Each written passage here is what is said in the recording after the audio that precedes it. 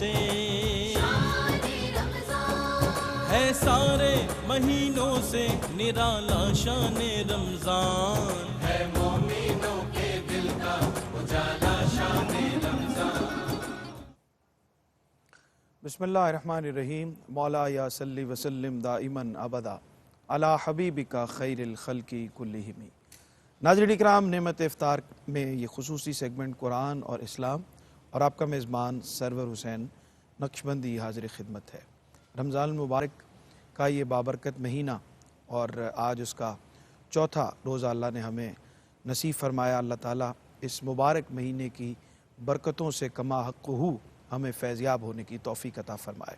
نعت کے چند اشعار سے آغاز کرتے ہیں کہ اشک میرے بھی اگر نعت سنانے لگ جائیں، اشک میرے بھی اگر نعت سنانے لگ جائیں، خود نمائی کے سبھی شوق ٹھکانے لگ جائیں، خود نمائی کے سبھی شوق ٹھکانے لگ جائیں، تذکرہ حسن مکمل کا بیاں کیسے ہو، تذکرہ حسن مکمل کا بیاں کیسے ہو، ایک ہی وصف جو لکھیں تو زمانے لگ جائیں، ایک ہی وصف جو لکھیں تو زمانے لگ جائیں، ہو بہو ایسا ہے مدحت کا عطا ہو جانا، ہو بہو ایسا ہے مدحت کا عطا ہو جانا، ہاتھ جیسے کسی مفلس کے خزانے لگ جائیں، ہاتھ جیسے کسی مفلس کے خزانے لگ جائیں، اور آپ کی سیرت اطہر پہ میں جب چلنے لگوں،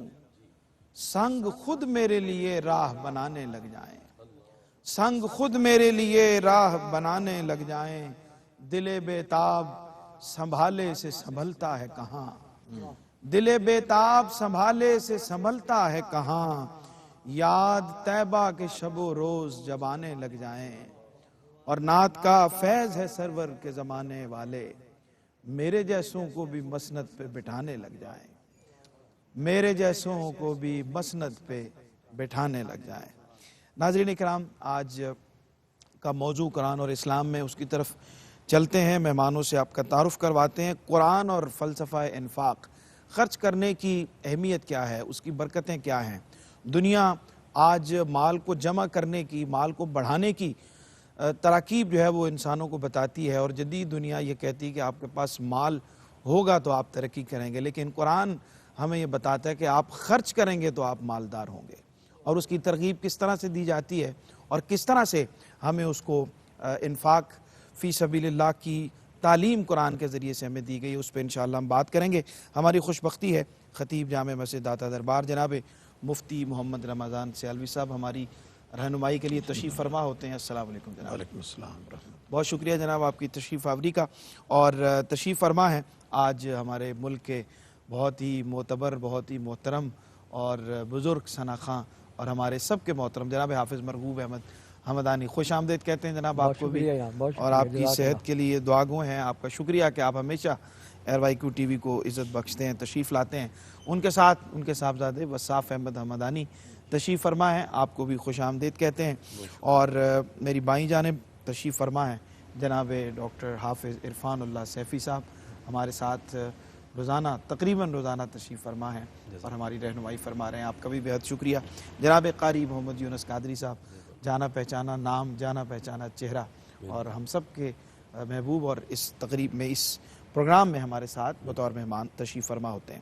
آغاز کرتے ہیں کلام میں نعت کے اشعار سے، اور میں گزارش کرتا ہوں جناب حافظ مرغوب احمد حمدانی صاحب سے کہ بسم اللہ فرمائیں۔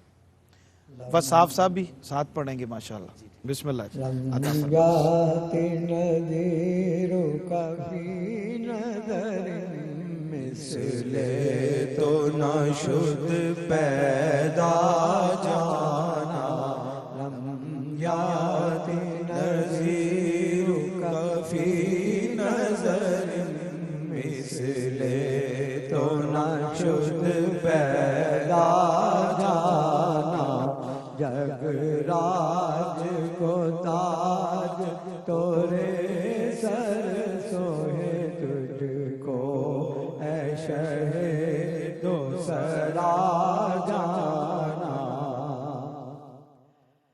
أنا في عطش وسخاك عدم اگے سوئے پاک ابر کرم اگے سوئے پاک ابر کرم برسن ہارے رم جھم برسن ہارے رم جھم دو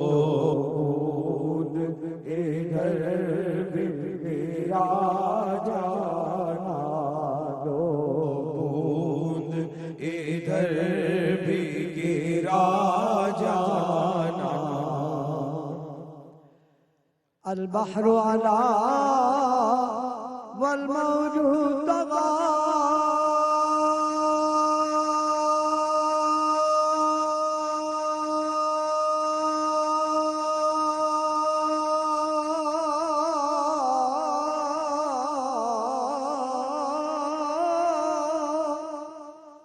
من بے کس و طوفان ہوش ربا من بے کس و طوفان ہوش ربا مجدار میں ہوں بگڑی ہے ہوا مجدار میں ہوں بگڑی ہے ہوا موری نیا پار لگا جانا مجدار میں ہوں بگڑی ہے ہوا موری نیا پار لگا جانا یا رسول اللہ یا حبیب اللہ یا رسول اللہ یا حبیب اللہ موری نیا پار لگا جانا کیا بات ہے، سبحان اللہ سبحان اللہ. کلام اعلیٰ حضرت اور سدا بہار کلام اور سدا بہار آواز. اللہ آپ کو سلامت رکھے، خوش رہیں، آباد رہیں. مفتی صاحب قبلہ آغاز کرتے ہیں گفتگو کا انفاق فی سبیل اللہ اور فلسفہ انفاق خاص طور پہ جو قرآن کریم ہمیں عطا فرماتا ہے اس پہ روشنی ڈالیں. بسم اللہ الرحمن الرحیم. بہت شکریہ سرور بھائی. قرآن مجید فرقان حمید کی متعدد آیات انفاق فی سبیل اللہ کی ترغیب پر اور اس کے ساتھ ساتھ کہ وہ کن کو دینا ہے، اس کے مستحق کون ہیں، کن کن پہ وہ خرچ کرنا ہے، پھر اس خرچ کرنے کے کچھ دیگر آداب جو ہیں کہ جب آپ خرچ کر دیتے ہیں تو پھر آپ نے اس خرچ کیے ہوئے کو اللہ کے ہاں اجر کے لیے محفوظ کیسے رکھنا ہے کہ وہ ضائع نہ ہو جائے. وہ ساری چیزیں اللہ رب العزت نے قرآن پاک میں بڑی خوبصورتی سے ہمیشہ کی طرح اور بڑی ترتیب کے ساتھ بیان فرمائی ہیں. عام طور پہ جب ہم انفاق فی سبیل اللہ کی بات کرتے ہیں تو ہمارے ذہن میں فوراً مادی چیزیں جو مال ہے اس پر ہی عام طور پہ فوکس ہوتا ہے کہ اس سے مراد مال کا خرچ کرنا ہے. لیکن قرآن مجید اس خرچ کرنے میں بہت وسعت دیتا ہے. جیسا کہ سورہ بقرہ میں اللہ رب العزت نے فرمایا کہ وَمِمَّا رَزَقْنَاهُمْ يُنْفِقُونَ. اس میں تعمیم ہے. تعمیم کا مطلب یہ ہے کہ اللہ تعالیٰ نے تمہیں جو بھی نعمت دی ہوئی ہے تو متقین کی پہچان یہ ہے کہ وہ اپنی اللہ کی دی ہوئی اس ہر نعمت کو اللہ کے راستے میں خرچ کریں. رزق کے معنی میں وسعت رزق کے معنی میں وسعت ہے. اچھا، رزق کے معنی میں بھی وسعت ہے اور انفاق کے معنی میں بھی وسعت ہے. اسی طرح مثال کے طور پر علم ہے تو علم میں بخل سے منع کیا گیا ہے. علم کو خرچ کرنا، علم کا خرچ کرنا دو طرح سے ہے. سب سے پہلا خرچ کرنا کہ خود اس پر عمل کرنا، دوسری اس کی بات کہ اس کو آگے دوسروں تک پہنچا دینا ہے. یہاں تک کہ اگر کوئی اچھی انداز سے گفتگو کر سکتا ہے تو اس سے لوگوں کو ترغیب اور لوگوں کی تبلیغ اور اس کے لیے خرچ کرنا. جو بھی صلاحیت اللہ رب العزت نے کسی کو دی ہوئی ہے، حتیٰ کہ لکھنے کی صلاحیت ہے کہ ایک اچھا لکھ سکتا ہے، تو اسے اللہ کی مخلوق کی بھلائی کے لیے، دین کی عظمت کے لیے، قرآن و سنت کی خدمت، نبی علیہ الصلوۃ والسلام کی عظمت کے بیان کے لیے کسی کو شعر گوئی کی سعادت حاصل ہے. علی ھذا القیاس. ایک تو یہ بات.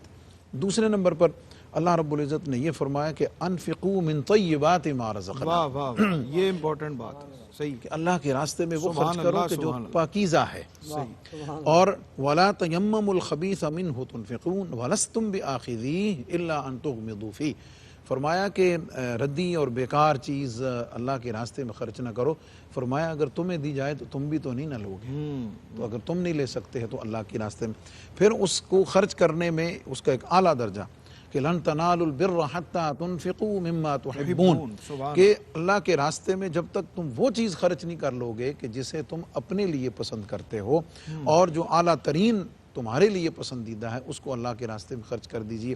پھر اس کے ساتھ ساتھ آگے چلیے کہ اللہ تعالیٰ نے اس کے ادب میں سے فرمایا کہ یا ایھا الذین آمنوا لا تبطلوا صدقاتکم بالمن والاذی، واہ واہ، کہ جب تم اللہ کے راستے میں کسی کو خرچ کے لیے دے دو تو پھر احسان جتلا کر، اس کو تکلیف دے کر اپنے رویے سے، یا اس سے کسی خدمت کا متمنی ہو کر، یا اس نیت کے ساتھ کہ وہ تمہاری رسپیکٹ کرے گا، وہ تمہاری عزت کرے گا، تمہارے کسی کام آئے گا، ان ساری چیزوں سے بے نیاز ہو کر صرف اللہ رب العزت کے رضا کے لیے۔ سبحان اللہ، سبحان اللہ۔ بہت خوبصورت گفتگو مفتی صاحب نے آغاز فرمائی، اور خاص طور پہ سورہ ماعون کے اندر تو ذکر کیا گیا ہے کہ ایسے لوگوں کا کہ جو لوگوں کا خیال نہیں رکھتے، یا مانگے کی چیز بھی رعایتاً ان سے اگر طلب کی جائے تو اس سے بھی اعتراض کرتے ہیں۔ تو اس سورہ مبارکہ کی خاص طور پہ روشنی میں انفاق کی جو اہمیت پہ ہم بات کر رہے ہیں اس پہ کچھ آپ بھی عطا فرمائیں۔ جی، بسم اللہ الرحمن الرحیم۔ اصل میں سورہ ماعون کے اندر پہلے تو اس شخص کا تذکرہ اس انداز میں کیا گیا ہے کہ گویا اللہ تبارک و تعالی سے وہ انعام کی اور ریوارڈ کی امید ہی نہیں رکھتا، اور پہلے یہ بات بتائے گی گویا کہ وہ قیامت کے دن کو جٹلا رہا ہے، اور اس کو یہ خیال ہی نہیں ہے کہ اس کا انعام اور اس کا معاوضہ تو اللہ کی بارگاہ میں ہے، ٹھیک، اس لیے وہ کیا کرتا ہے، فذلک الذی یدع الیتیم، یتیموں کو دھکا دیتا ہے، ولا یحض علی طعام المسکین، اور مسکین کو کھانا کھلانے کی رغبت خود بھی نہیں ہے اور دوسروں کو بھی نہیں دلاتا۔ ظاہر بات ہے جب خود بھی عمل نہیں کرے گا تو دوسروں کو کیسے دلائے گا۔ اصل میں اس کے پیچھے بنیادی جو چیز ہے وہ مال کی وہ محبت ہے جو انسان اپنے اندر اس طرح بسا لیتا ہے جس طرح وہ محبت کسی اور کا حق ہے وہ کسی اور کو ملنی چاہیے۔ قرآن مجید نے ذکر کیا ہے وَإِنَّهُ لِحُبِّ الْخَيْرِ لَشَدِيدٌ، مال کی محبت میں بڑا شدید ہے انسان، اور شدت کی محبت اس کی مال کے ساتھ ہے، حالانکہ ایسا ہونا نہیں چاہیے تھا۔ اللہ تبارک و تعالیٰ نے اس کو دل دیا ہے، اور دل مال کی محبت بسانے کے لیے نہیں دیا، بلکہ فرمایا وَالَّذِينَ آمَنُوا أَشَدُّ حُبًّا لِلَّهِ، ایمان والے کے دل کے اندر تو اللہ کی محبت شدت والی ہونی چاہیے، تو وہ مال کی محبت بیٹھ گئی۔ اب اس مال کی محبت جو ہے وہ اس کے دل کو آلودہ بنا گئی ہے، اس کے تزکیہ کی اور طہارت کی ضرورت ہے۔ نبی کریم صلی اللہ علیہ وسلم کو فرمایا گیا محبوب خذ من اموالہم صدقۃ تطہرہم وتزکیہم بہا، محبوب آپ ان سے مال لیجئے، ان کو صدقہ کی اور زکوٰۃ کی اور انفاق کی ترغیب دیجئے، تاکہ یہ مال خرچ کریں گے تو آپ ان کا تزکیہ کر سکیں گے، ان کی قلبی طہارت ہو سکے گی۔ جس دل کے اندر اللہ کی محبت ہونی چاہیے تھی وہ مال کی محبت بیٹھ گئی ہے۔ اب اس مال کی محبت کی بنا پر وہ کیا کر رہے ہیں، وہ یتیموں کو بھی دھکے دے رہے ہیں، وہ مساکین کو بھی دھکے دے رہے ہیں، ایون کہ کوئی معمولی سی چیز بھی ان سے کوئی مانگتا ہے تو وہ بھی روا نہیں رکھتے دینے کے لیے۔ اس لیے قرآن مجید فرقان حمید کے اندر انفاق کو ایک اور خوبصورت لفظ سے یاد کیا گیا ہے، اور وہ قرض حسنہ کے الفاظ سے یاد کیا گیا ہے۔ من یقرض اللہ قرضا حسنا، کہ اللہ کو کون ہے جو قرض حسنہ دے گا۔ اب قرض حسنہ کے اندر کیا چیز ہونی چاہیے؟ مفتی صاحب نے بڑا خوبصورت اشارہ فرمایا، ایک تو وہ حسن اس وقت ہوگا کہ جب وہ پکیزہ مال سے خرچ کیا جائے، پھر اس میں حسن اس وقت آئے گا کہ جب آپ اس نیت کے ساتھ اور اس جذبے کے ساتھ دیں گے کہ میں اللہ کے حکم پر عمل کر رہا ہوں، اور پھر اس میں تطہیر یہ بھی ہے کہ آپ اس کو خفیہ طریقے سے ایسے دیں کہ آپ دائیں ہاتھ سے دیں تو بائیں ہاتھ کو بھی پتہ نہ چلے۔ تو یہ حسن کے ساری چیزیں جو ہے وہ اس کے اندر پائی جائیں گی، تو اس کا دل بھی پاک ہوگا اور دل میں پھر اللہ کی محبت بیٹھ سکے۔ بالکل ٹھیک، بالکل ٹھیک۔ قاری صاحب، سونا اور چاندی جمع کرنے والوں کے لیے خاص طور پہ سورۃ توبہ کے اندر ارشاد باری تعالیٰ ہے، اور یہ بڑا امپورٹنٹ ہے، جمع کرنے کا ہم نے شروع میں بھی ذکر کیا، اور سونا اور چاندی جمع کرنے والوں کے حوالے سے وعید سورۃ توبہ کے اندر آئی ہے، اس پہ ہم بات کرتے ہیں۔ لیکن ایک ناظرین کرام چھوٹا سا وقفہ ہے، ہمارے ساتھ رہیے، لوٹتے ہیں، اور آج ہم بات کر رہے ہیں انفاق فی سبیل اللہ، اللہ کے راستے میں خرچ کرنے کے حوالے سے، اور یہ رمضان المبارک ہمیں خاص طور پہ یہ مبارک ساعتیں ہمیں میسر آتی ہیں اس لیے کہ ہم اللہ کی عبادت بھی کریں اور اللہ کے بندوں کی خدمت کرنے کے لیے ان پر خرچ بھی کریں. ہمارے ساتھ رہیے، لوٹتے ہیں ایک چھوٹے سے وقفے کے بعد.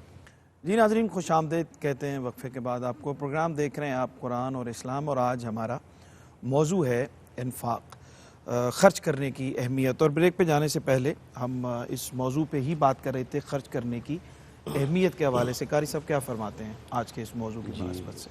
بہت شکریہ سرور بھائی. جس طرح قبلہ مفتی صاحب نے آغاز میں آیات پاک کا گلدستہ بھی پیش کیا الحمدللہ، اس میں آپ دیکھیں سورہ بقرہ کے اندر رب کائنات نے جو متقین کی نشانیاں بیان فرمائی، الذین یؤمنون بالغیب ویقیمون الصلاۃ ومما رزقناہم ینفقون، یہ پہلی نشانی. یعنی قرآن نے آغاز ہی اس سے کیا ہے. فرمایا کہ جو اللہ پاک نے تمہیں دیا ہے، علم دیا ہے، فن دیا ہے، مال دیا ہے، جو نعمت بھی دی ہے، رب کائنات نے فرمایا کہ اس میں سے خرچ کرو. اب دیکھیں قرآن پاک کے اندر خالق کائنات نے ایک اور مقام پہ فرمایا الذین ینفقون اموالہم فی سبیل اللہ ثم لا یتبعون ما انفقوا منا ولا ذلہم اجرہم عند ربہم ولا خوف علیہم ولا ہم یحزنون. یعنی یہ جو جملہ تو مفتی صاحب نے اشارہ کر دیا. ایک جو میں اگلی بات بتانا چاہتا ہوں یہ ہے کہ یہ فرمایا ولا خوف علیہم ولا ہم یحزنون. یہ شان کس کی ہے؟ یہ اولیاء اللہ کی شان ہے نا. الا ان اولیاء اللہ لا خوف علیہم ولا ہم یحزنون.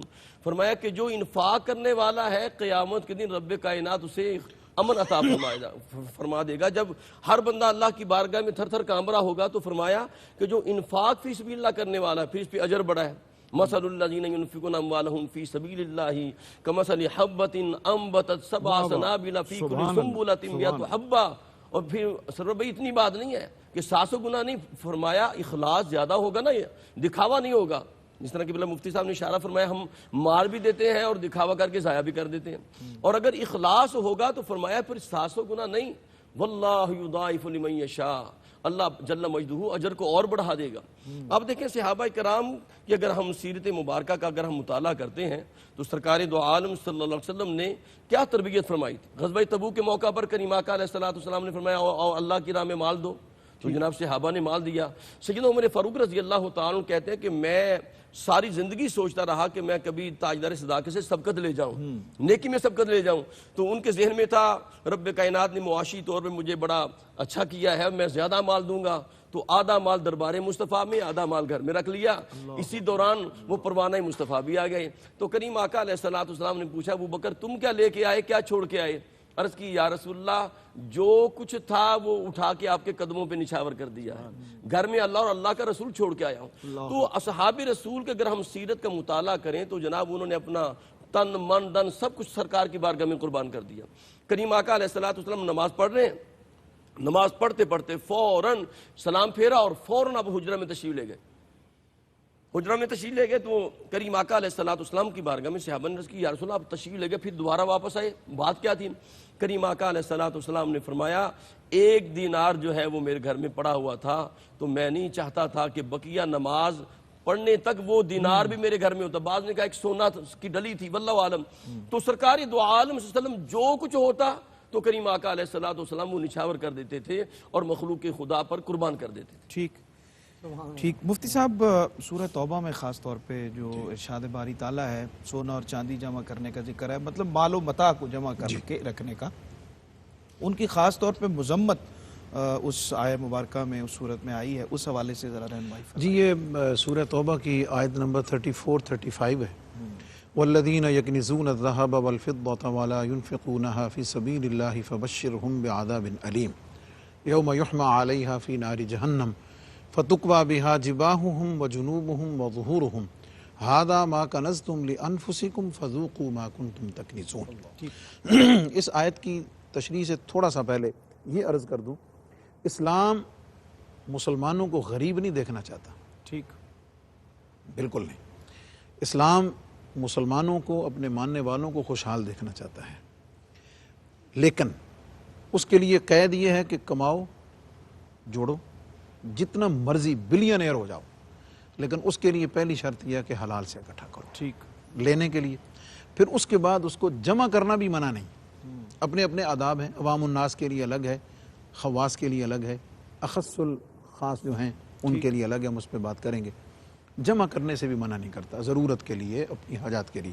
ہاں اس سٹیج پہ لینے کے بعد آ گیا تو 1 سال گزرنے کے بعد اس کو پورا گن کر پورا حساب لگا کر اس میں سے جو 2.5% ہے اس کو نکالنے کا فرض حکم دیتا ہے کہ یہ تم نکالنا ہے. یہ 2 چیزیں سامنے رکھیں. مطلب اس سے تو یہ بھی بات ہوئی جمع ہوگا تو آپ 2.5% جی جمع ہوگا تو 2.5% دے گا نا. اچھا پھر یہ بھی اس کی کرم نوازی سرور بھائی ہے کہ اس نے یہ نہیں کہا کہ جیسے ہی آیا 2.5% نکال دو. اس نے کہا کہ مال تمہارے پاس 1 سال تک رہنا چاہیے. آپ سال کے شروع میں بلینئر تھے, کسی حادثے کی وجہ سے unfortunately at the end of year آپ کے پاس کچھ نہیں ہے تو ختم ہے, زکوٰۃ نہیں. صحیح. اب وہ جو دینا ہے نا, زکوٰۃ دینا ہے, وہ بھی جو نہیں دیتے جی کہ کمایا بھی صحیح, اکٹھا بھی کیا, اکٹھا کرنے کے بعد سال گزر گیا اور اب اس میں سے زکوٰۃ نہیں دی ہے, یہ ان کے لیے خاص طور پر وعید ہے. وہ کیا ہے کہ جو لوگ سونا چاندی, جیسے آپ نے فرمایا مال کی کوئی بھی قسم ہو سکتی ہے, پرائز بانڈز ہو سکتے ہیں, وہ بزنس کے لیے کوئی بھی چیز, پلاٹ, اینی تھنگ کوئی بھی ہو سکتا, لیکن اسے اللہ کے راستے میں خرچ نہیں کرتے, یعنی زکوٰۃ نہیں دیتے. اب آگے سزا کیا ہے کہ محبوب ان کو دردناک عذاب کی خوشخبری دے. اس دردناک عذاب کیا ہے, اس میں سے ایک عذاب اللہ تعالیٰ نے یہاں قرآن پاک میں بیان کیا ہے, وہ یہ ہے کہ اس دن یوم یحمى علیہا فی نار جہنم, جہنم کی آگ پر وہ سونا چاندی پگھلایا جائے گا. اللہ اکبر. پگھلانے کے بعد پھر ان کی جو پہلو ہیں, ان کی پیشانیاں ہیں, ٹھیک ہے جناب, ان کے چہروں کو اس سے داغا جائے گا. وہ گرم کر کے, وہ گرم کیا ہوا لال سرخ کر کے ان کو نشان لگائے جائیں گے, ان کو تکلیف دی جائے گی, اور ظاہر ہے تکلیف ہونے کے بعد وہ روئیں گے, چلائیں گے, چیخیں گے. تو پھر فرشتے ان سے کہیں گے کہ اب کیوں روتے ہو, ھذا ما کنزتم لانفسکم, یہ وہی تو ہے جو تم نے اپنے لیے جوڑ کر رکھا, بچا کے رکھا, اور اس میں سے اللہ کے راستے میں خرچ نہیں کیا, جس کی زکوٰۃ نہیں دی ہے, یہ وہی تو ہے جو تم اپنے لیے چھوڑ کر آئے تھے. فذوقوا ما کنتم تکنزون. اب جمع کرنے کا عذاب, ایسا جمع کرنا جس میں سے زکوٰۃ نہیں دی گئی ہے, اب اس کا عذاب تم خود چکھو. یہ بڑی سخت وعید ہے, اور یعنی اس میں بہت زیادہ سمجھنے اور بہت ساری چیزیں اخذ کرنے والی ہیں. اور خاص طور پر یعنی میں یہ کہوں گا کہ ہم نے رمضان سے پہلے ایک زکوٰۃ کانفرنس میں نے اٹینڈ کی, اس میں میرا لیکچر تھا, تو 1,03,000 روپے, اونلی 1,03,000 روپیز, یہ ناظرین کی اویئرنیس کے لیے, یہ اس دفعہ زکوٰۃ کا نصاب ہے. کہ اگر کسی کے پاس 1,03,000 روپے 1 سال رہے ہیں, اس پر قرض نہیں ہے, صحیح ہے, وہ سونے چاندی سمجھ آ گئی, آدھا تولہ سونا بھی ہو, سمجھ آ گئی, اور اس کے ساتھ 1 رتی چاندی بھی ہو یا کیش کی صورت میں, اس کی اس سے زکوٰۃ لی جائے. ٹھیک ٹھیک. اچھا اسی کو مفتی صاحب ہم آگے بات کو بڑھائیں, قبلہ کی گفتگو سے ہی آگے چلیں, تو خرچ کرنے کا طریقہ بھی قرآن کریم میں, اس کا نصاب بھی بتایا گیا ہے, لوگ بھی بتایا گیا ہے کہ ان کے اوپر خرچ کرنا ہے اور کس طرح سے خرچ کرنا ہے, کتنا خرچ کرنا ہے, یہ سارے جو گائیڈنس ہے وہ ہمیں قرآن حکیم سے ملتی ہے. کچھ اس حوالے سے ارشاد فرمائیں. جی, ایک تو یہ ذہن میں رکھنا چاہیے کہ خرچ کرنے کے حوالے سے 2 چیزیں ضروری ہیں. ایک, انسان کو اللہ نے مال دیا ہے, اس میں سے زکوٰۃ ادا کرنا یہ فرض ہے. ٹھیک, سامنے تفصیل سے چیزیں بیان فرمائی, اور کچھ نفلی صدقات کا بھی ذکر ہے. ٹھیک, آغاز میں جہاں عام طور پر ہمارے مفسرین نے ذکر فرمایا ہے کہ جس جگہ پر نماز کے ساتھ خرچ کا ذکر ہے وہاں پر عام طور پر زکوٰۃ کا ذکر ہے. صحیح. جس طرح سورہ بقرہ کے آغاز میں ہے کہ ایمان والے کون ہیں, ھدی للمتقین الذین یؤمنون بالغیب ویقیمون الصلاۃ ومما رزقناہم ینفقون. تو یقیمون الصلاۃ, نماز قائم کرتے ہیں, جو اللہ نے رزق دیا اس میں سے خرچ کرتے ہیں. تو اس کا پہلا بنیادی جو اس کا مفہوم ہے وہ زکوٰۃ کے حوالے سے ہے. پھر باقی چیزیں بھی اس کی تفسیر میں آتی ہیں. پھر اس کے بعد دیگر صدقات ہیں. تو اس میں جو چیز ذہن میں رکھنی چاہیے, صاحب نصاب ہوگا تو زکوٰۃ لازم ہو جائے گی, لیکن صرف زکوٰۃ ہی نہیں ہے کہ آدمی اگر سمجھے کہ 2.5% میں نے دے دیا ہے تو اب بس میں اب کچھ بھی نہیں خرچ کروں گا. نہیں, اس میں خرچ کرنے کے دیگر پہلو بھی ہیں. مثلا یسألونک ماذا ینفقون, آپ سے پوچھتے ہیں کہ وہ کیا خرچ کریں, تو پھر اللہ تبارک و تعالیٰ نے آگے اس کی چیزیں بھی بیان فرمائی. والدین سے شروع ہوتا ہے, اور پھر قریبی رشتہ دار ہیں، یتیم ہیں، مسکین ہیں، یعنی والدین کے دائرے سے پھر اس کے اہل و عیال، پھر اہل و عیال سے قریبی رشتہ دار، پھر آگے، تو گویا ان پر بھی خرچ کرنا ہماری ذمہ داری بنتی ہے۔ بعض اوقات یہ واجب بھی ہو جاتا ہے اور بعض اوقات نفلی چیزوں میں بھی یہ چیزیں شامل ہو جاتی ہیں۔ ٹھیک، اس کے ساتھ ساتھ اللہ تبارک و تعالیٰ نے سورہ توبہ کے اندر مصارف زکوٰۃ کا بھی ذکر فرمایا، انما الصدقات للفقراء والمساکین والعاملین علیہا والمؤلفۃ قلوبہم وفی الرقاب والغارمین وفی سبیل اللہ وابن السبیل، یہ 8 زکوٰۃ کے مصارف ہیں جن کو دینے کا حکم ارشاد فرمایا گیا، اور اللہ تبارک و تعالیٰ نے وہ لوگ جو ادا نہیں کرتے ان کو بھی یہ وعید سنائی ہے۔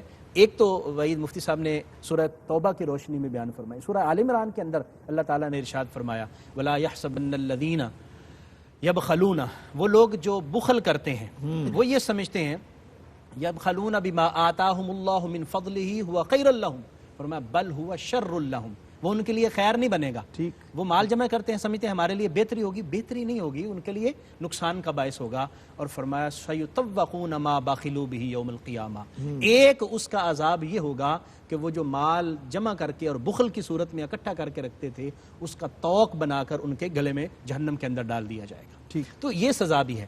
تو اس لیے مال کو خرچ کرتے ہوئے ایک تو یہ ذہن میں رکھیں کہ اللہ تبارک و تعالیٰ نے جو عطا فرمایا ہے وہ حلال مال خرچ کریں، اور پھر وہ اس کا اپنا فائدہ ہے، وَمَا تُنْفِقُوا خَيْرٌ لِأَنفُسِهِمْ، جو تم خرچ کرتے ہو وہ تمہارے اپنے لیے بہتر ہے۔ صحیح، اور پھر اس میں یہ بھی فرمایا گیا کہ اللہ کی رضا حاصل کرنے کے لیے خرچ کیا جائے، اس میں نیت کی درستگی بھی ضروری ہے، وَمَا تُنْفِقُوا إِلَّا ابْتِغَاءَ وَجْهِ اللَّهِ، اللہ کی رضا کو حاصل کرنے کے لیے خرچ کیا جائے۔ یہ بنیادی چیزیں ہیں جو خرچ کرنے کے حوالے سے ملحوظ سبحان اللہ، سبحان اللہ۔ قاری صاحب، چاہتا ہوں اسی کے اندر بہت ساری باتیں ہیں خرچ کرنے کی فضیلت کے حوالے سے، اس کے فوائد کے حوالے سے، اور ان مصارف جو جن کے اوپر خرچ کیا جا سکتا ہے۔ سر بھائی خاص طور پہ یہاں ایک خاص بات میں عرض کرنا چاہوں گا کہ قرآن پاک نے ایک بڑے واضح طریقے سے یہ اعلان فرما دیا وَلَا تُبْطِلُوا صَدَقَاتِكُمْ بِالْمَنِّ وَالْعَذَىٰ، فرمایا اپنے اموال کو ضائع نہ کرو احسان جتلا کر اور جناب اذیت دے کے۔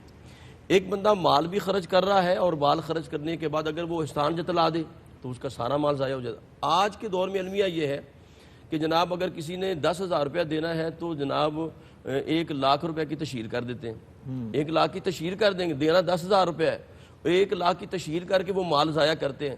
تو قرآن نے کہا کہ جناب آپ دیں، اس انداز سے بھی دیں کہ دائیں ہاتھ سے دیں، بائیں ہاتھ کو پتہ نہ چلے۔ اگر آپ نے کسی کو اذیت دے دی، احسان جتلا دیا، تو فرمایا کہ ایسا عمل نہیں ہے۔ اب دیکھیں سرکار دو عالم صلی اللہ علیہ وسلم کے غلاموں میں کریم آقا علیہ السلام نے کہا نا کہ اے ابو بکر میرے غلام کو آزاد کر کے لاؤ، بلال حبشی رضی اللہ تعالیٰ عنہ کو، تو آپ نے اسے غلام کو آزاد کیا اور جناب منہ مانگی قیمت عطا فرما دی۔ صحیح، وہ کہنے لگا جی یہ تو غلام کالا ہے اور میرے پاس ایک بڑا آپ کے پاس خوبصورت غلام ہے، اس کے بدلے میں آپ دے رہے ہیں اور ساتھ پیسے بھی دے رہے ہیں۔ تو آپ نے فرمایا کہ آپ نے جتنی قیمت مجھے کہی ہے، فرمایا میں تو منہ مانگی قیمت ادا کرنے کے لیے تیار تھا، کیونکہ میرے آقا نے فرمایا ہے کہ بلال حبشی کو آزاد کروایا جائے۔ اچھا یہاں جو بات کرنا چاہتا ہوں یہ ہے کہ جب بلال حبشی کو آزاد کروا دیا گیا، یہ خرچ کر دیا آپ نے، تو لوگوں نے ایک تان کیا تاجدار صداقت پہ کہ لگتا ہے کہ ابو بکر پر کوئی احسان ہوگا بلال حبشی کا، اس وجہ سے انہوں نے آزادی دلائی ہے۔ تو رب کائنات نے فوراً قرآن اتارا، فرمایا وَمَا لِأَحَدٍ عِندَهُ مِن نِّعْمَةٍ تُجْزَىٰ إِلَّا ابْتِغَاءَ وَجْهِ رَبِّهِ الْأَعْلَىٰ، ابو بکر پر کسی کا کوئی احسان نہیں ہے، ابو بکر جو بھی کر رہا ہے وہ رب کی رضا کے لیے کر رہا ہے۔ کیا بات، تو بتانا مقصود یہ ہے کہ بندہ جو بھی خرچ کرے اللہ کی رضا کے لیے کرے۔ بالکل ٹھیک۔ ناظرین اکرام، جو بھی خرچ کرے وہ اللہ کی رضا کے حصول کے لیے، اس کی خوشنودی کو حاصل کرنے کے لیے کرے۔ بریک ہے اور واپس آتے ہیں تو دو بہت اہم ٹاپک کے حوالے سے ہم نے انشاءاللہ اپنے مہمانوں سے اس پہ رہنمائی لینی ہے کہ اس کی موجودہ حالات میں اس کی ضرورت اور اہمیت کیا ہے، اور اس کے نقصانات کیا ہیں، نہ کرنے کے نقصانات کیا ہیں، اور اس کی اہمیت اور ضرورت کیا ہے۔ لیکن یہ بات کرتے ہیں ہم ایک چھوٹے سے وقفے کے بعد۔ ناظرین خوش آمدید کہتے ہیں آپ کو وقفے کے بعد۔ پروگرام دیکھ رہے ہیں آپ قرآن اور اسلام ARYQ TV کے لاہور اسٹوڈیوز سے، اور آج انفاق کی اہمیت اور ضرورت کے اوپر قرآن حکیم کی روشنی میں آج گفتگو کر رہے ہیں۔ قبلہ مفتی صاحب کی خدمت میں حاضر ہونا ہے۔ موجودہ حالات میں اس وقت ہر طرف ایک نفسا نفسی کا، افراتفری کا، پریشانی کا ایک بحیثیت مجموعی عالم ہے۔ تو اس دور کے اور ان حالات کے تقاضوں کے مطابق ہمیں انفاق کی ضرورت اور اہمیت زیادہ بڑھ جاتی ہے، تو کس طرح ہمیں اس کو دیکھنا چاہیے؟ قرآن مجید فرقان حمید سورہ آل عمران میں اس کی رہنمائی فرماتا ہے کہ الذین ینفقون فی السراء والضراء، بڑی ایمان والوں کی شان یہ ہے کہ وہ حالات جیسے بھی ہوں، صحیح، خوشحالی کا زمانہ ہو یا تنگ دستی کا ہو، حالات خراب ہوں یا حالات ٹھیک ہوں، وہ اللہ کے راستے میں جس کیفیت جس حالت میں بھی ہیں وہ خرچ کرتے ہی رہتے ہیں، ٹھیک، اس کو روکتے نہیں ہیں۔ مطلب اس میں زیادتی جو ہے وہ ہاں، شرط کمی نہیں ہے، بیشی ہو جتنا سکتی بھی جیسے حضور نے فرمایا کہ کتنا، جی، حضرت عائشہ رضی اللہ تعالی عنہا کو حضور علیہ السلام نے فرمایا، امت کے لیے فرمایا کہ جہنم کی آگ سے بچو، اگرچہ تمہیں بکری کا ایک جلا ہوا کھر ہی اللہ کے راستے میں کیوں نہ دینا پڑے، بے شک، ٹھیک ہے؟ تو یعنی وہ نہیں ہے کہ آپ نے زیادہ ہی دینا ہے، آپ جس لیول پر ہیں آپ اس لیول پر ہوتے ہوئے دیکھیں کہ آپ بھلائی کیسے کر سکتے ہیں، آپ کیسے خرچ کر سکتے ہیں اور کیسے دوسروں۔ اور سرور بھائی ایک بات یہ ہے کہ کچھ چیزیں ہم خود کریٹ کر لیتے ہیں، جی، ہم گھڑ لیتے ہیں ٹھیک، دوسروں کے لیے یا بچنے کے لیے، اور دوسروں کی نظروں میں ہم بنا لیتے ہیں کہ بھئی حالات بڑے خراب ہیں، یعنی ہر اور شخص کے پاس ہر یہی شخص جو ہے کے وہ پاس جواب۔ حالات بڑے خراب ہیں۔ جب آپ اس کی پرسنل لائف اور باقی چیزوں میں آپ دیکھیں گے تو اس میں بالکل تضاد نظر حالات آئے۔ بڑے اچھے لگ رہے ہوتے ہیں، حالات آپ کو بڑے اچھے لگ رہے ہیں، یہ میں پوچھنے میں خراب ہے، پوچھنے میں خراب ہے کہ کہیں اسے کسی کی مدد نہ کرنی پڑ جائے، اللہ کے راستے میں خرچ نہ کرنا پڑ جائے۔ اور سب سے بڑا ظلم یہ ہے کہ جس نے کسی دوسرے کے پیسے واپس کرنے ہیں اس نے کے حالات تو ہمیشہ ہی خراب رہتے ہیں، ٹھیک، ایسے ہی، اس کے حالات تو کبھی ٹھیک ہونے ہی نہیں ہیں۔ اور دوسری طرف یہ بھی ایک عجب کیفیت ہے کہ قرض لینے والے جو ہیں وہ دروازوں پہ چکر لگا رہے ہیں، ان کا قرض واپس نہیں دیا جا رہا، جو ملازمین ہیں ان کی تنخواہیں وقت پر نہیں دی جا رہی، ٹھیک، ان کو جو سالانہ اضافہ ہے وہ کر کے نہیں دیا جا رہا، لیکن افطار کے دسترخوان بڑے لمبے بچھائے جا رہے ہیں، بات سمجھ گئے؟ زکاتیں لوگوں کو دکھانے کے لیے لمبی لمبی لائنیں لگا کے دی جا رہی ہیں۔ یہ بھی ایک ایسا رویہ ہے جس کو درست کرنے کی ضرورت ہے، جس اچھا کو ٹھیک اس ہونے میں کی مصعب ایک ضرور چیز ایڈ کریں کہ جینون مستحقین جو ہیں ان تک پہنچنا بھی مشکل ہو گیا ہے خرچ کرنے کے لیے، یہ بھی بڑا مسئلہ بن گیا ہے۔ جی ہاں، دیکھیں قرآن مجید اس کے بارے میں رہنمائی فرماتا ہے کہ للفقراء الذین احصروا فی سبیل اللہ لا يستطيعون ضربا في الارض يحسبهم الجاهل اغنیاء من التعفف تعرفهم بسیماهم لا يسألون الناس الحافا، ٹھیک، قرآن اس کی رہنمائی کرتا ہے۔ خرچ کرنے والوں میں یاد رکھیے گا جو خوددار ہے وہ اپنی عزت نفس کو کبھی بھی دوسرے کے سامنے ہاتھ پھیلا کر پامال نہیں کرنا۔ یہ بڑا امپورٹنٹ ہے، ایسے لوگوں کو تلاش کرنا، ایسے لوگوں کے بارے میں پتہ رکھنا، اور پھر ایسے لوگوں کو ان کی عزت نفس کی حفاظت کرتے ہوئے ان تک پہنچا دینا۔ جی جی، یہ بھی اسی کا حصہ ہے، اسی میں کا سمجھتا ہوں کہ اپنی جان نہ چھڑائے کہ کوئی آ گیا ہے اور اپنا ہاں کہیں جی، کہ جی میں نے اور عام طور بلکہ میں اس میں کلیئر ہوں، میں اکثر یہ عرض کیا کرتا ہوں کہ اسلام جو زکوٰۃ دینے کا سسٹم دیتا ہے نا، نظام زکوٰۃ دیتا ہے نا، جی، انفارچونیٹلی ہمارے یہاں کسی چیز کا نظام رائج نہیں ہو سکا نا، نظام صلاۃ نہیں ہے، نظام تعلیم نہیں ہے، نظام عدل نہیں ہے۔ اسی طرح معیشت کا اور زکوٰۃ کا نظام اپنی پوری اسپرٹ اور پوری روح کے ساتھ چونکہ نافذ نہیں ہے۔ اب اس میں ایک یہ ہوتا ہے کہ جو پروفیشنلی لوگ ہیں اس طرح کے، وہ دھڑا دھڑ آئیں اور اگر ان کے شخصی احوال کو چیک کریں تو وہ یقین جانے بذات خود زکوٰۃ دینے والوں کے صف میں کھڑے ہوئے نظر آئیں گے۔ ان کے احوال ایسے ہیں کہ انہوں نے ایک اپنا روپ سا دھارا ہوا ہے۔ اس میں احتیاط کی اور اس میں بڑی خاص چیز کی ضرورت ہے کہ جب آپ ان کو پہنچانا چاہیں ان کے احوال کو پتہ کریں، اور احوال کو پتہ کرنے اسی لیے اسلام نے کہا ہے کہ زکوٰۃ دیتے ہوئے دینے والے کو بتانا ضروری نہیں۔ اللہ، آپ نیت کر لیجئے، آپ اسے ہدیہ کہہ کے بھی دے سکتے ہیں، آپ کسی اور ذریعے سے کسی اور طریقے سے آپ اس کو پہنچا سکتے ہیں تاکہ اس کی عزت نفس بھی محفوظ رہے، وہ بھی پامال نہ ہو، اور آپ اس کے ساتھ بھلائی اور خیر بھی کر لیں۔ بالکل ٹھیک۔ قبلہ نقصانات پہ ہم نے بات نہیں کی، جو نہیں کرتے، جمع ہی کرتے رہتے ہیں، خرچ کرنے سے اعتراض برتتے ہیں، ان کے حوالے سے کیا اس کے دنیاوی اور اخروی نقصانات کیا ہوتے ہیں؟ جی، دونوں طرح سے نقصانات ہیں، معاشی بھی، معاشرتی بھی، دنیاوی بھی، اخروی بھی۔ معاشی حوالے سے تو سادہ سی بات ہے کہ اللہ تبارک و تعالیٰ نے قرآن مجید میں اس کا ذکر فرمایا ہے کہ جو شخص یہ سمجھتا ہے کہ سود لینے سے مال بڑھ جاتا ہے تو وہ بڑھتا نہیں ہے۔ اسی طرح حدیث مبارکہ میں بھی آتا ہے کہ صدقہ مال کو کم نہیں کرتا اور سود سے مال بڑھتا نہیں ہے۔ مطلب یہ ہے کہ ناجائز ذرائع سے آپ جتنا بھی مال اکٹھا کریں وہ بڑھتا نہیں ہے، اور اگر اللہ کے راستے میں خرچ کریں گے تو وہ کم نہیں ہوگا۔ صحیح۔ اصل میں ہماری جو ذہنی صورتحال ہے کہ ہم کثرت کو دیکھتے ہیں، برکت کو نہیں دیکھتے۔ ٹھیک۔ بعض اوقات تھوڑا ہوتا ہے لیکن اللہ اس میں ایسی برکت عطا فرماتا ہے کہ وہ کثرت سے کہیں زیادہ ہو جاتی ہے، صحیح۔ تو اس کو پیش نظر رکھنا چاہیے۔ قرآن مجید میں یہ ارشاد فرمایا گیا کہ وہ شخص ویل لکل ہمزۃ لمزہ، وہ شخص جو لوگوں پر تانے لگاتا ہے، لوگوں کو طرح طرح کے عیب جو ہے وہ لوگوں کے تلاش کرتا ہے، اور الذی جمع مالا وعددہ، مال کو جمع کرتا ہے، شمار کرتا ہے، گنتا رہتا ہے کہ اب اتنے ہو گئے، اب اتنے، یحسب ان مالہ اخلدہ، وہ سمجھتا ہے کہ شاید مال ہمیشہ ہمیشہ کے لیے رہے گا۔ اور یہ کنفرم بات ہے، اور ہم سنتے بھی ہیں، مشاہدہ بھی کرتے ہیں کہ جو بھی اس دنیا سے گیا ہے کفن میں کبھی کوئی جیب لے کر نہیں گیا، وہ خالی ہاتھ ہی اس دنیا سے گیا ہے۔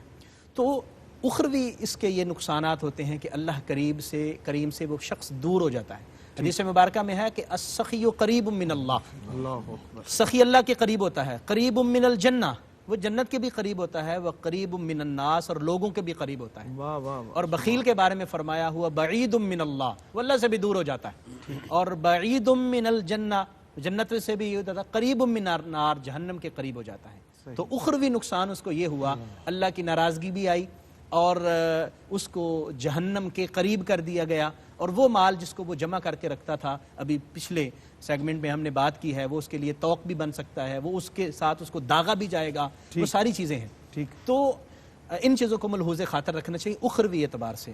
ہمارے معاشرے کے اندر اس کے نقصانات ہم یوں دیکھتے ہیں کہ جو صاحبان مال ہیں وہ زکوٰۃ ادا نہیں کرتے، اس کی وجہ سے معاشرے کا جو توازن ہے وہ برقرار نہیں رہتا، غربت بڑھ جاتی ہے، اور امارت جو ہے وہ ایک سائیڈ پہ ہل جاتی ہے اور وہ اس کی طرف توجہ نہیں کرتی۔ نتیجہ نکلتا ہے کہ ہمیں معاشرے میں چور، ڈاکو، اب اگرچہ وہ غلط ہیں، ان کی فکر غلط ہے، وہ یہ سوچتے ہیں کہ ان کے مال میں ہمارا حق ہے، انہیں ہمیں دینا چاہیے تھا، سو اس طرح نہیں دے رہے تو ہم دوسرے طریقے سے لے لیتے ہیں، تو وہ پھر غلط طریقہ اختیار کرنا شروع کرتے ہیں۔ اگر مال والے وہ زکوٰۃ ادا کریں اور زکوٰۃ کا نظام بن جائے جس طرح کہ مفتی صاحب نے فرمایا، تو یہ ساری غربت بھی ختم ہو سکتی ہے اور یہ ساری مصیبتیں بھی ختم ہو سکتی ہیں۔ قاری صاحب، پیغام آج کی اس پوری گفتگو کے بس سرور بھائی پیغام یہی ہے کہ انفاق کے اندر جو ہے نا للہیت ہو، اخلاص ہو، حسن نیت ہو، دکھاوا، تسنع، بناوٹ نہ ہو۔ اگر یہ چیزیں آ جائیں تو اب دیکھیں سرکار دو عالم صلی اللہ علیہ وسلم کی بارگاہ اقدس میں ایک شخص حاضر ہوئے تو کریم آقا علیہ السلام نے فرمایا میرے غلام جو تو نے احد پہاڑ کے برابر سونا تقسیم کیا تھا اللہ نے قبول فرما لیا۔ ٹھیک۔ عرض کی یا رسول اللہ میں تو قریب سے گزرا تھا اور میں نے صرف سوچا۔ فرمایا تو نے سوچا، تیرے سوچ میں اتنی اخلاص اور للہیت تھی کہ اللہ پاک نے تو پریکٹیکل نہیں کیا، اسے عملی جامہ نہیں پہنایا اور اللہ پاک نے تجھے ثواب عطا فرما دیا۔ اور وہ حدیث پاک آپ کے سامنے ہے، فرمایا کہ قیامت کے دن جو 3 لوگ سب سے پہلے جہنم میں داخل ہوں گے، فرمایا ان میں سے ایک سخی ہوگا، ان تینوں میں سے سخی ہوگا کہ وہ کہے گا مالک میں ساری زندگی تیری راہ میں خیرات کرتا رہا، فرمایا تو نے دکھاوے کے لیے کیا تھا اور اپنی واہ واہ کرنے کے لیے کیا تھا، تو فرمایا اس لیے آج تو سب سے پہلے جہنم میں داخل ہوگا۔ اور آخری جملہ یہ ہے کہ کیونکہ ماہ رمضان ہے اور ماہ رمضان میں کریم آقا علیہ السلام نے فرمایا، جس طرح کہ مفتی صاحب نے فرمایا کہ ایک کھجور کا دانہ دے کے بھی جہنم سے آزادی حاصل کرو، تو ایک صحابی نے عرض کی یا رسول اللہ ہم کسی کو سحر کو کھانا تو نہیں کھلا سکتے، افطار نہیں کروا سکتے، تو کریم آقا نے فرمایا کہ تم ایک گھونٹ ہی پلا دو، ایک کھجور ہی کھلا دو اور ایک دودھ کا گھونٹ عطا فرما دو یا پانی کا گھونٹ عطا فرما دو، اللہ پاک تمہیں بھی اجر عطا فرما دے۔ بہت شکریہ جناب مفتی محمد رمضان سیالوی صاحب، جناب حافظ مرغوب احمد حمدانی صاحب، جناب وصاف احمد حمدانی صاحب۔ ابھی کلام ہم آپ سے سنتے ہیں، اور جناب ڈاکٹر حافظ عرفان اللہ سیفی صاحب، جناب قاری محمد یونس قادری صاحب، آپ سب کا بہت شکریہ۔ اور وقت نہیں بچا ہے کہ میں کچھ اشعار آپ کی خدمت میں پیش کروں، صرف 2 اشعار میں ڈائریکٹر صاحب کی اجازت ہو گئی ہے تو پیش کر دیتا ہوں، وہ بھی جناب حفیظ طائب رحمۃ اللہ علیہ کہ دے تبسم کی خیرات ماحول کو، ہم کو درکار ہے روشنی یا نبی، دے تبسم کی خیرات ماحول کو، ہم کو درکار ہے روشنی یا نبی، ایک شیریں جھلک ایک نوری ڈلک، تلخ و تاریک ہے زندگی یا نبی، کام ہم نے رکھا صرف اذکار سے، تیری تعلیم اپنائی اغیار نے، حشر میں منہ دکھائیں گے کیسے تجھے، حشر میں منہ دکھائیں گے کیسے تجھے، ہم سے نہ کردہ کار امتی یا نبی۔ یا نبی اب تو آشوب حالات نے تیری یادوں کے چہرے بھی دھندلا دیے، دیکھ لے تیرے تائب کی نغمہ گری، بنتی جاتی ہے نوحہ گری یا نبی۔ انشاءاللہ آپ سے کل ملاقات ہوگی ایک نئے موضوع کے ساتھ۔ انشاءاللہ ہم اپنے مہمانوں سے رہنمائی لیں گے۔ کلام شامل کرتے ہیں جناب حافظ مرغوب احمد حمدانی اور جناب وصاف احمد حمدانی، کلام عطا فرما رہے ہیں۔ ہو نگاہ کرم کملی والے، تیرے بن کوئی میرا نہیں ہے۔ ہو نگاہ کرم کملی والے، تیرے بن کوئی میرا نہیں ہے۔ اب تو سب کو مدینے بلا لو، اب تو سب کو مدینے بلا لو، زندگی کا بھروسہ نہیں ہے۔ بیت جائیں گے دن زندگی کے، ہم بھی منگتے ہیں تیری گلی کے۔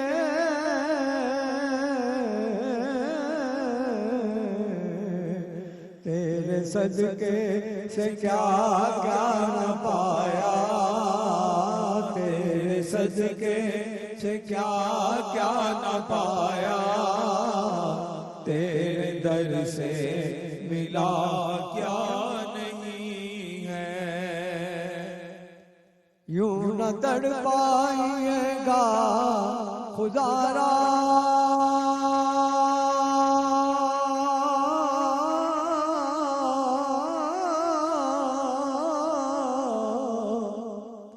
یوں نہ تڑپائیے گا خدا را،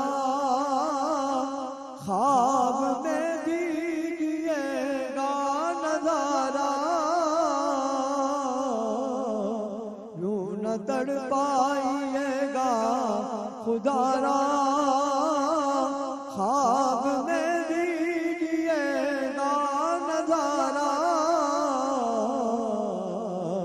تیرے جلووں میں گم ہوں میں لیکن، تیرے جلووں میں گم ہوں میں لیکن، اب تلک تجھ کو دیکھا نہیں ہے۔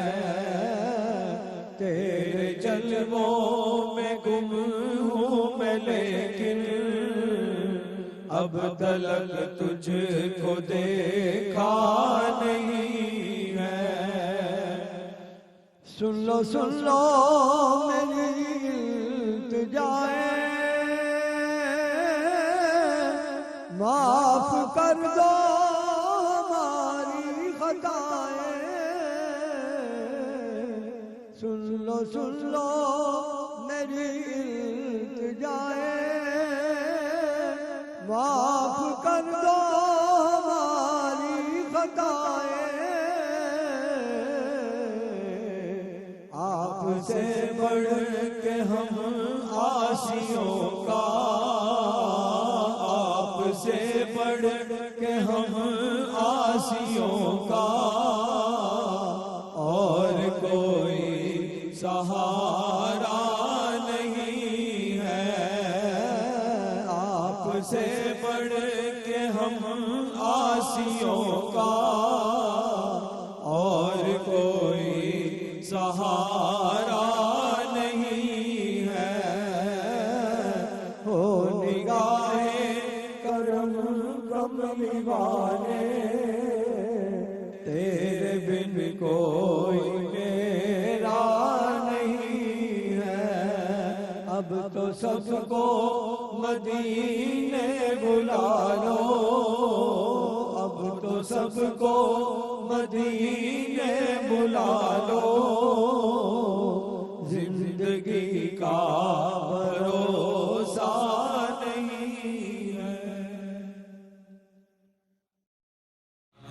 سارے مہینوں سے ہے سارے مہینوں سے نرالا شان رمضان